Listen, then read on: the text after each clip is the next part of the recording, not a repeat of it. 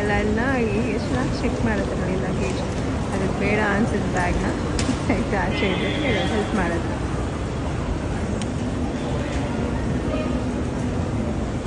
ಯಾವುದ್ರ ಮೇಲೆ ಡೌಟ್ ಮಾಡುತ್ತೋ ಆ ಬ್ಯಾಗ್ನ ಆಚೆ ಇಟ್ಬಿಡ್ತಾರೆ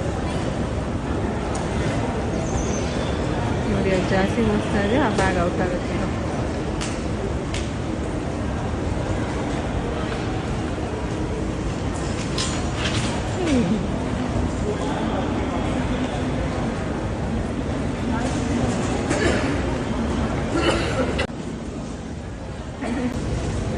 ಹಣ್ಣು ಫುಟ್ಟು ಚಾಲಿ ಚೆಕಿಂಗ್ ಇದು ನೋಡಿ. ಇದು 2 ಬ್ಯಾಗ್ ಮೂರನ್ನ ಎಲಿಮಿನೇಟ್ ಮಾಡಿಬಿಟ್ಟಿದ್ದಾರೆ.